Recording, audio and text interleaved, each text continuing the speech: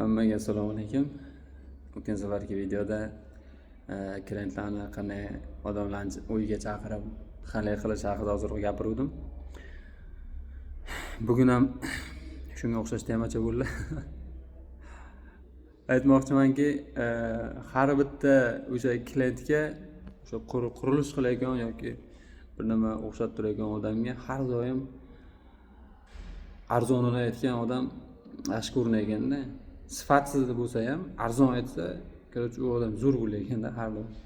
Haligi sizga o'xshagan, menga o'xshagan qimmat ishlasang qimmat purish bo'lsa ham, endi stavkamiz baland bo'lsa ham biz o'shni qilib yurolmaymiz. Biz tipa endi shunday o'ylagan odamlar.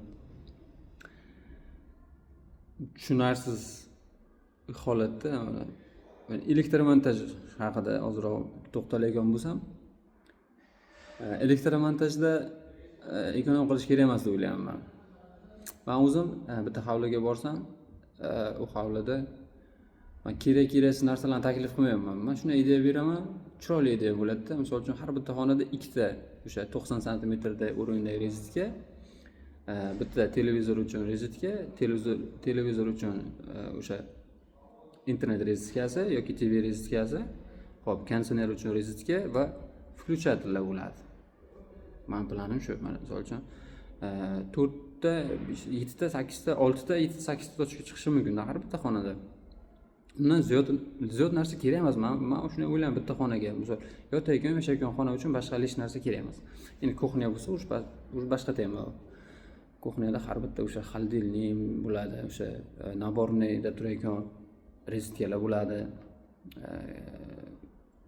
O'shalarga qarab konditsioner uchun rezitka qoldiramiz.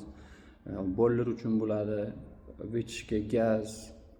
To есть hamma narsa hisobga olinadi, televizor hammasi hisobga olinadi, ko'proq bo'ladi.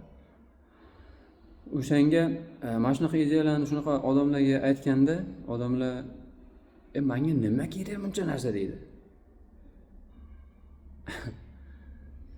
Nima elektrikada nima ekonom qilmaslik kerak? Qani xonaga bitta rezitka, bitta включатель tushib ketdingiz deylik. Shunday vaqt keldida to'g'ridan televizor qo'yingiz keldi. Katta televizor oldingizda, 75likmi, 85likmi, endi nechalik xohlagan bo'lsangiz yoki 55likmi misol uchun katta televizor oldingiz, zo'rda. O'rnatdingiz, televizor zo'r turibdi, xona remonti zo'r qilingan, lekin xonada bitta rezitka, bitta включатель bor. U ham yonma-yon. Mayli, bitta rezitka salgina 3 metr uzoqroqda bo'lsin. Lekin televizor uchun rezitka tashalmagan, antenna uchun rezitka tashalmagan. Nima bo'ladi? U rezitkadan yoki korobkadan kabel kanalga tortiladi, olib kelinadi, qoldiriladi. Internet uchun ham, TV uchun ham xuddi shunaqa masala qilish kerak yana. Xuddi o'sha xonangizga konditsioner qo'ymoqchisiz. Misol uchun-da. Konditsioner qo'yapsiz, konditsioner o'rnattirdingiz, lekin konditsioner uchun qoldirilgan rezitka yo'q. Nima bo'ladi yana? Yana o'sha rezitka aybdor, udnitel qilib tortasiz. Yaxshi udnitel tanlashni bilmaydi odamlar. To'g'risi bilmaydi. Ingichka 2 ga 1,5 rezitkani kabelini olib keladi, sexdan chiqqan kabel qizib yotadi. Konditsioner ishlamayapti deb chaqiradilar, boramiz mana shu ahvol. Har zamonda xafa bo'lib ketaman shunaqa narsalardan. Lekin klientlar ham ozroq o'zlari uchun-ku, mana biza o'lsam 20 ta tochka ziyod qilar, biza 30 ta tochka ziyod qilar, biza lekin o'sha odam uchun qilib beramiz, o'sha ishda o'sha ishimiz chiroyli bo'lishi uchun qilib beramiz, o'sha odamni udobstvasi uchun qilib beramiz. Bo'ldi, boshqa narsa emas edi. Lekin o'sha narsani tushunishga kelmaydi odamlar. Men shu joylarga hozir xafa bo'lib ketaman. Tushuninglar, akalar, bu narsani bu to'g'ri, biz sizlardan 1 million, 2 million ziyod pulingizni olib yashab ketmaymiz, biz boy bo'lib ketmaymiz, bari foydasi yo'q.